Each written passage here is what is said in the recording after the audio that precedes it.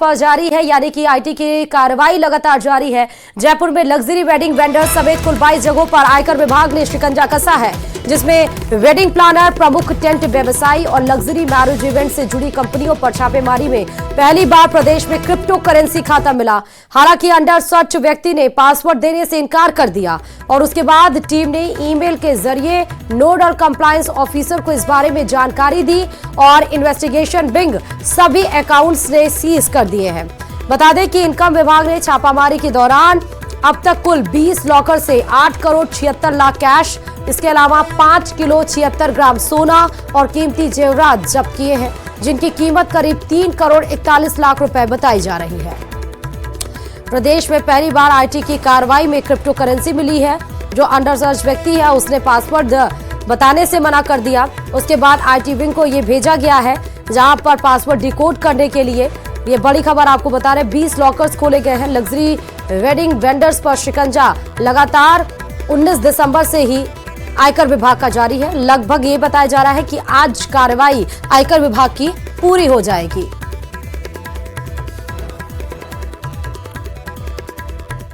और झुंझुनू से एक अनोखा मामला आया है, जहां मौत मांगने पर लाखों का नोटिस थमा दिया गया। जी हां, एक किसान को इच्छामृत्यु का ऐलान करना भारी पड़ गया। किसान की ओर से इच्छामृत्यु की घोषणा के बाद मौके पर लगाए गए पुलिस जाब्ते का खर्चा किसान से मांगा गया है। इस संबंध में झुंझुनू एसपी शरद चौधरी ने आदेश जारी कर गोठरा हाल देवगांव निवासी किसान विद्याधर यादव पुत्र नथुराम यादव से 9,91,577 रुपए वसूलने के आदेश दिए हैं। एसपी ने पत्र में लिखा है कि 10 दिसंबर 2024 को गोठरा में किसान विद्याधर यादव को आत्मदाह करने की घोषणा की थी, जिसे रोकने के लिए मौके पर जाब्ता तैनात किया गया था। एसपी शरद चौधरी ने बताया कि गोठरा में स्थित सीमेंट फैक्ट्री के पास किसान को आत्मदाह से बचाने के लिए पुलिस अधिकारियों समेत 99 पुलिसकर्मी का जाब्ता लगाया गया था और इसमें सरकारी वाहनों का उपयोग भी किया गया। किसान की निजी सुरक्षा के लिए लगाए जाब्ते पर सरकारी कोष से 9,91,577 रुपए खर्च हुए हैं। एसपी ने 17 दिसंबर 2024 को आदेश जारी कर किसान से वसूली के लिए कहा। आदेश में कहा गया उक्त राशि 24 दिसंबर तक जमा करवाने के आदेश दिए हैं। यदि ऐसा नहीं होता है तो नियमानुसार कार्रवाई अमल में लाने की बात कही गई है। झुंझुनू के नवलगढ़ उपखंड के गोठड़ा में स्थित श्री सीमेंट प्लांट के सामने आत्मदाह का प्रयास करने वाले किसान विद्याधर को इच्छा मृत्यु की मांग करना भारी पड़ता नजर आ रहा है। झुंझुनू पुलिस ने किसान विद्याधर को 9,91,000 रुपए का नोटिस थमाया है। नोटिस में कहा है कि इससे राजकोष पर अतिरिक्त भार पड़ा है, क्योंकि उनको आत्मदाह के प्रयास से बचाने को लेकर भारी मात्रा में पुलिस जाब्ता तैनात किया गया था। नोटिस में कहा गया है कि एक एडिशनल एसपी, 2 डिप्टी सहित 99 पुलिस कर्मियों का जाब्ता तैनात किया गया था और इस तैनाती में 9,91,000 रुपए का जो भार है वो राजकोष पर पड़ा है। किसान विद्याधर को नोटिस जारी करते हुए 7 दिन में जो राशि है वो जमा करवाने को लेकर आदेश जारी किए गए हैं। राशि जमा नहीं करवाने पर कार्रवाई करने की चेतावनी जारी की गई है। अब यह आदेश सोशल मीडिया पर जमकर वायरल हो रहा है। किसान के सामने एक नया संकट पैदा हो गया है, तो वहीं ये आदेश सोशल मीडिया के साथ साथ आमजन में चर्चा का विषय बना हुआ है। करसन सिंह शेखावत, न्यूज 18 राजस्थान, झुंझुनू। खबर जैसलमेर से है, जहां कथावाचक साध्वी प्राची ने कई मुद्दों पर विवादित बयान दिए हैं। कुंभ में मुसलमानों की एंट्री पर कहा है कि मुस्लिमों को इस कुंभ के मेले में शामिल नहीं होना चाहिए, क्योंकि वे हिंदुओं की संस्कृति से वाकिफ नहीं है। इसके साथ ही बॉलीवुड हीरो सलमान खान के मुद्दे पर कहा कि सलमान खान, जिन्होंने सोते हुए व्यक्तियों पर गाड़ी चढ़ाई, हिरण का शिकार किया और कई लड़कियों का भविष्य तबाह कर चुके हैं। साध्वी प्राची की नजर में लॉरेंस मासूम बच्चा है। बिल्कुल नहीं होनी चाहिए। क्योंकि इसलिए नहीं होनी चाहिए, उनको हमारी पूजा पद्धति के बारे में कोई ज्ञान नहीं। और कुंभ के अंदर जो संत जाएंगे वो तपस्या करने जाएंगे, उनका धर्म भ्रष्ट करने के लिए थूक जिहाद और मूत्र जिहाद ये चालू करेंगे। उसके लिए जिम्मेदारी कौन लेगा? इसलिए कुंभ के अंदर नो एंट्री, किसी मुस्लिम की एंट्री नहीं होनी चाहिए। लॉरेंस बिश्नोई बेचारा मासूम सा बच्चा है, ये मैं कह रही हूँ पहले से। सलमान खान जो हिरण को सरेआम मारता है, सोते हुए लोगों पर गाड़ी चलाता है, हजारों बच्चियों के कैरियर फ्लॉप कराता है बॉम्बे में बैठ करके, और उनके कैरेक्टर को बर्बाद करता है, तो उसकी बात ना की जाए तो अच्छा है। अजमेर में उर्स मेले से पहले अग्निशमन विभाग ने तैयारियों को परखा है। आगजनी की घटना को लेकर अग्निशमन विभाग ने मॉक ड्रिल प्रैक्टिस किया और इस दौरान अजमेर दरगाह क्षेत्र में ट्रांसफार्मर सिलेंडर में आग लगने की घटना पर अग्निशमन विभाग को गलियों में पहुंचना सबसे बड़ी चुनौती रही। साथ ही इस दौरान आम जनता को भी आगजनी से अलर्ट रहने और सूचना देने की अपील की गई। इस दौरान अग्निशमन विभाग की ओर से आम जनता को आग पर किस तरह से नियंत्रण पाया जा सकता है, इसकी भी जानकारी दी गई।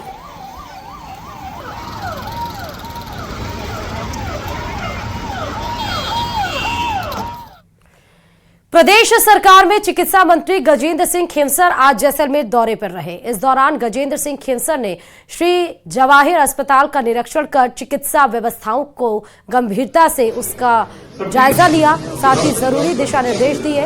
इस दौरान गजेंद्र सिंह खेमसर ने मरीजों से उनका हालचाल भी जाना। मंत्री ने अलग अलग वार्डों का निरीक्षण कर व्यवस्था जांच कर व्यवस्था सुधारने के निर्देश दिए। इसके अलावा साफ सफाई व्यवस्था सुधारने के सख्त निर्देश दिए। और इस दौरान विधायक छोटू सिंह भाटी, सीएमएचओ डॉक्टर राजेंद्र पालीवाल और पीएमओ डॉक्टर चंदन सिंह तंवर भी मौजूद रहे।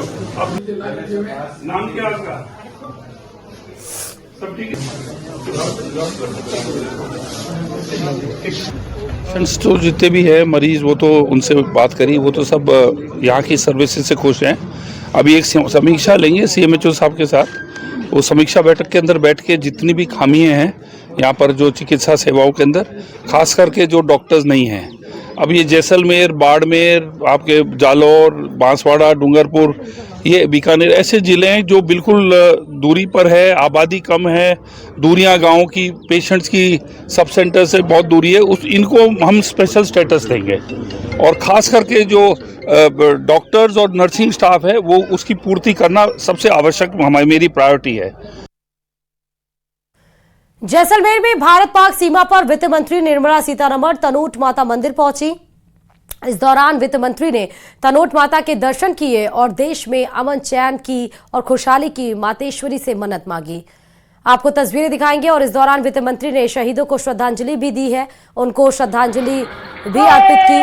साथ ही बीएसएफ के जवानों से मुलाकात की। और इसके बाद वित्त मंत्री निर्मला सीतारमण सोनार दुर्ग पहुंची। उनके साथ मंत्री गजेंद्र सिंह खेमसर मौजूद रहे।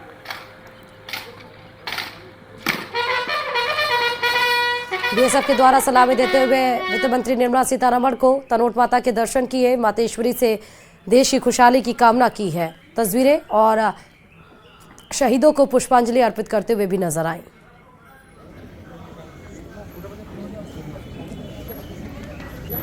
चिकित्सा मंत्री गजेंद्र सिंह खेमसर साथ में उनके मौजूद रहे हैं जब वो तनोट माता मंदिर के दर्शन करने के लिए पहुंचे थे। तस्वीरें आपको दो तस्वीरें दिखा रहे हैं। देखिए, भारत पाक सीमा जैसलमेर पर पहुंची है निर्मला सीतारमण। पहली तस्वीर जब शहीदों को श्रद्धांजलि अर्पित करती हुई नजर आई, दूसरी तस्वीर जब तनोट माता के दर्शन करने के लिए पहुंची, और तीसरी तस्वीर जब सोनार दुर्ग का भ्रमण कर रही थी। साथ ही उनके साथ गजेंद्र सिंह खेमसर मौजूद थे, उनको सभी चीज़ों के बारे में जानकारी भी दी गई।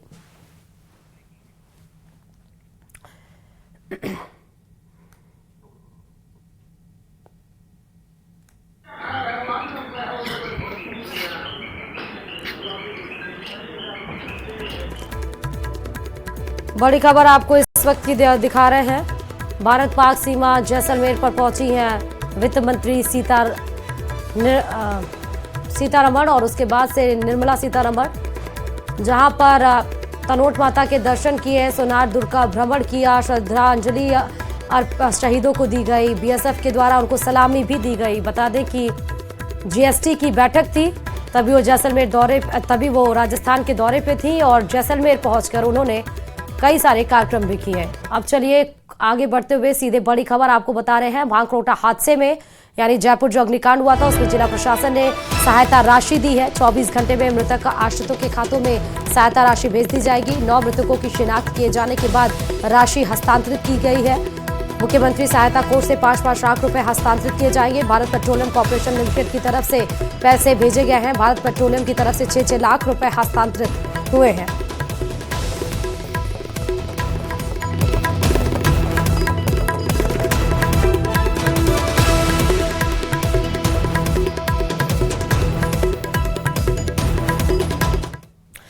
अग्निकांड बागरोटा मामले में एक और बड़ी खबर आपको बता रहे हैं। एक बड़ी अपडेट है। दरअसल डॉक्टर्स के मुताबिक घायलों की हालत में सुधार बताई जा रही है। ये सबसे ज्यादा राहत की बात है क्योंकि अब तक 13 लोगों की इसमें जान जा चुकी है। वन वार्ड के बाहर परिजनों का जमावड़ा लगा हुआ है। डॉक्टर्स का कहना है कि परिजन हौसले से काम ले रहे हैं। वन वार्ड में जाने की अनुमति किसी को भी नहीं है क्योंकि इन्फेक्शन फैल सकते हैं और इसीलिए जो लोग, क्योंकि ऐसे 23 मरीज बताए जा रहे हैं जो आईसीयू में है और जिनका इलाज किया जा रहा है, उनके परिजन हॉस्पिटल के बाहर। राजधानी में हुए भाखरोटा अग्निकांड मामले ने सबको झंझोड़ कर रख दिया है। बात करें फिलहाल अपडेट की तो अभी तक 13 लोगों की जान जा चुकी है। बाकी लोगों का इलाज अभी भी जारी है। फिलहाल मैं एसएमएस हॉस्पिटल में मौजूद हूं जहां परिजन मौजूद हैं। उनसे हम जानने की कोशिश करेंगे कि आखिर फिलहाल क्या अपडेट है। आपका कौन है अंदर परिजन? कपिल बेटा है मेरा। बेटा है आपका? हाँ। कैसे जल गया था वो? वहाँ पे मौजूद था जब आग लगी?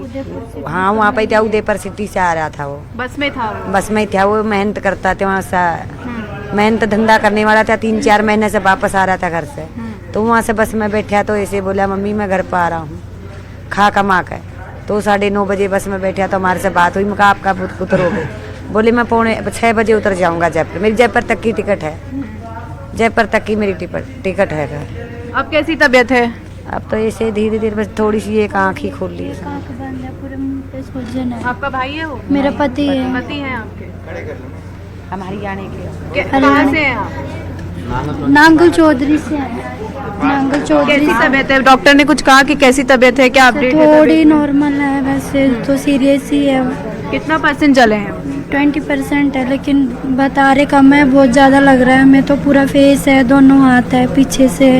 आपने देखा उन्हें? हाँ देखा, मिले हैं। बस देख नहीं पा रहे हैं। एक आँख खुली है, एक बंद है। डॉक्टर्स ने क्या कहा है कि जल्दी ही सुधार हो जाएगा? ऐसे कह रहे हैं ट्रीटमेंट चल रहा है, आप थोड़ा हौसला रखो, बस भगवान के ऊपर है, ऐसे कह रहे हैं। जी। देखिए और भी परिजन यहाँ मौजूद है, उनसे हम जानना चाहेंगे। आंटी आपका कौन है अंदर? कैसी तबीयत है? क्या अपडेट है? क्या कह रहे हैं? कौन है सर अंदर? मेरा भाई है। कैसी तबीयत है उनकी? उनकी ठीक है। और मेरा एक भानेज भी है, सोमराज। क्या बोल रहे हैं डॉक्टर्स? ठीक है वो? ठीक है। कितना % उनकी बॉडी जली? उनके तो एक के 30% है, 30 से ऊपर है। एक के तो 10-15 के लगभग। वो कहाँ जा रहे थे? कैसे उस हादसे में चपेट में? उदयपुर से आ रहे थे, जयपुर आ रहे थे। कुछ काम मेरे भाई के एग्जाम कुछ था, उसके साथ मेरा भांजा भी साथ में आया था। उसके बस में थे वो। उदयपुर वाली बस? उदयपुर वाली बस, हाँ उस बस में। जी। देखिए यहाँ पर परिजन मौजूद है। वार्ड के बाहर इस वक्त मैं मौजूद हूँ। हालांकि वार्ड में जाने की अनुमति किसी को नहीं है क्योंकि इन्फेक्शन फैलने का डर अभी भी है। तो ऐसे में यहाँ पर जो एसएमएस हॉस्पिटल के अधीक्षक है उन्होंने सख्त एंट्री मना कर रखी है। अभी भी लगातार मरीजों का इलाज जारी है। परिजनों का कहना है कि डॉक्टर्स कह रहे हैं कि तबीयत में सुधार है। अब उम्मीद यही की जानी चाहिए कि जल्द से जल्द जो भी इस मामले में चपेट में आए हैं उनकी तबीयत जल्द से जल्द सुधर जाए। और कल परसों जो ये घटना हुई उसने सभी के दिल को दहला कर रख दिया है। हाल फिलहाल एसएमएस में अगर अपडेट की बात करें तो 13 लोगों की जान जा चुकी है। कैमरामैन मान सिंह के साथ महिमा जैन, न्यूज़ 18।